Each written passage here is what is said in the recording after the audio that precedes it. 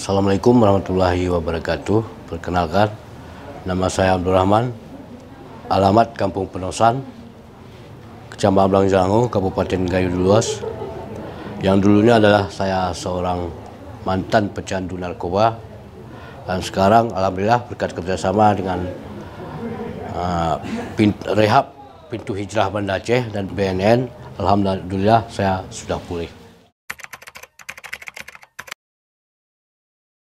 Saya direhab pertama kemauan saya sendiri. Terus saya pergi ke BNK Gayo Luas yang dulunya kepalanya adalah kawan dekat saya, Fausul Iman. Dan di situ ada salah satu kawan saya, sopir, dia untuk mengarahkan saya untuk direhab.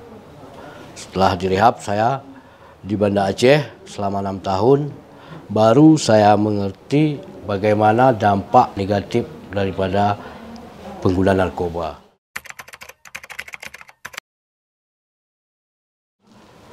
Kalau ketua koperasi sebetulnya itu kan dari awal mulanya dari kekeluargaan. Dari kekeluargaan, kami kebetulan keluarga di sini semuanya punya kebun kopi. Dari kebanyakan keluarga, abang-abang, kakak-kakak, sehingga kami mengumpulkan kopi-kopi yang dari kebun dulu pertama. Itu awal mulanya. Kenapa orang Takengon bisa jual ke Medan, sementara kita tidak bisa jual ke Medan? Kami bawa lah sama orang rumah kopi 1L300 ke Medan. Setelah kami bawa kopi ke Medan, namun di situ kalau orang perusahaan rupanya harus ada badan hukum kita, otomatis kalaupun tidak koperasi harus ada kelompok tani kita yang menjual ke perusahaan.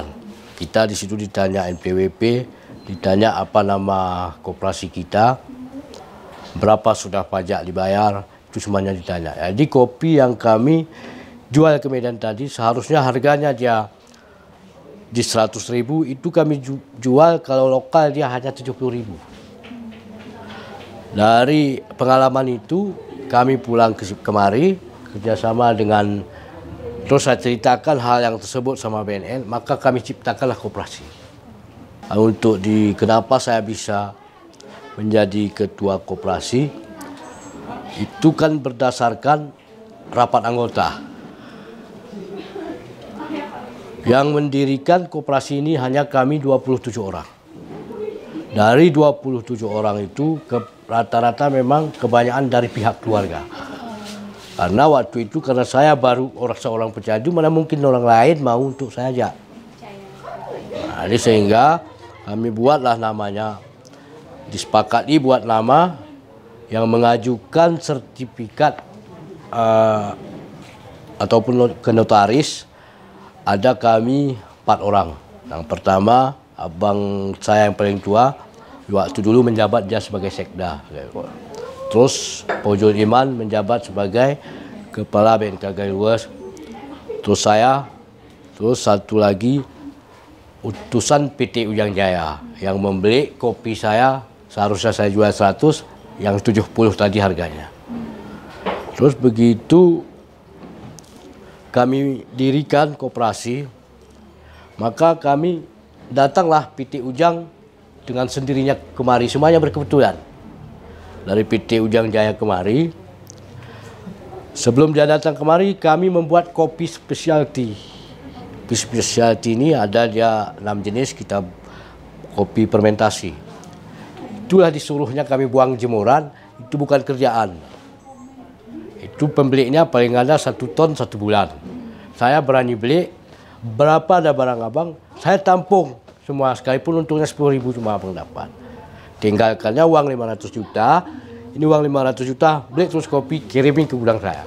Itu awal dari kopi koperasi ini. 1.007 petani, lain anggota koperasi. Kalau yang petani mutlak 1.007, luas kebunnya 2.537 hektar. Itu ICS-nya koperasi yang gaji 6 orang, Yang 1007 petani itu terdiri dari 4 kecamatan. Yang paling banyak Pantan Cuaca, nomor 2 Belang Kejeren, nomor 3 Belang Jerango, nomor 4 Dabun Gelang. Itu 4 kecamatan. Yang sudah masuk data petani kopi ke koperasi untuk sekarang ini bertambah 1000 lebih lagi. Itu kenapa belum berani kita sebutkan, karena itu nomor ID yang ditentukan oleh tim sertifikasi Starbucks belum ada. Di situ yang paling banyak kita mengeluarkan untuk nama kopi kita. Untuk sertifikasi aja kita habis 417 juta. Itu yang tanggung semua PT Ujang Jaya. Kalau program GDAD ini, yang pertama setelah saya pulang dari rehab dari Banda Aceh, pertama saya selalu bekerjasama dan berkoordinasi dengan pihak BNN setempat dengan tujuan supaya saya tidak lagi diajak kawan-kawan yang mantan narkoba dulu. Saya bernaung di bawah BNN. Walaupun saya dibilang kebos apa ini itu, saya tidak peduli.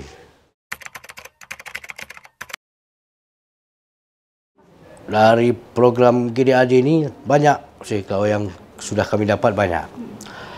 Yang pertama, saya bisa mengajak mantan pecandu narkoba sebanyak 36 orang yang saya sudah pulihkan tanpa direhab. Yang kedua, saya bisa pekerjakan mantan penanam ganja, bisa kami robah polanya menjadi petani kopi.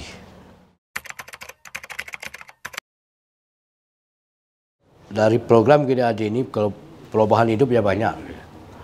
Pertama, dengan tidak menggunakan narkoba adalah ketenangan diri. Mungkin kalau kaya apa ini itu Allah yang menentukan. Tapi yang jelas kalau sudah ada ketenangan diri, tentu sudah ada kebahagiaan di situ semuanya. Dulu kita beli narkoba, saya nggak cukup dulu kalau 1.200.000 nggak cukup satu hari. Harus ada dia 1,5 juta satu hari, satu malam. Itu untuk menggunakan narkoba. Sekarang saya tidak menggunakan itu, otomatis kan jajan anak-anak sudah bisa saya lebihkan lah itu. Saya berharap program GDAD ini lebih ditingkatkan dan lebih dikuatkan lah. Di program ini bisa banyak kita merekrut masyarakat yang pecandu, bisa kita pulihkan. Itu kalau harapan dari saya, dari semua kalangan masyarakat mengajak kita untuk bekerja sama dengan BNN, sehingga adapun pecandu-pecandu yang lain yang masih menggunakan narkoba, kita ajak untuk bekerja sama dengan BNN, dan melalui program GDAD ini salah satunya adalah itu sudah paling positif lah bisa kita ajak.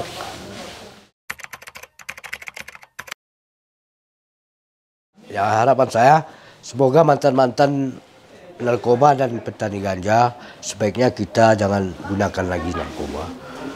Hal satu-satunya adalah untuk merubah pola kita tentu harus kerjasama dengan BNN. Kalau pulih kita sendiri itu berat, karena tidak ada arahan dan bimbingan. Karena saya pun sudah berapa kali coba untuk berhenti, tidak mau berhenti. Kalau tidak dengan BNN ataupun di rehab. Karena kalau di rehab itu kita, kalau kita pengguna sabu ini semuanya nampak di situ. Ruginya, untungnya hanya sesaat, ruginya sampai ke anak cucu kita.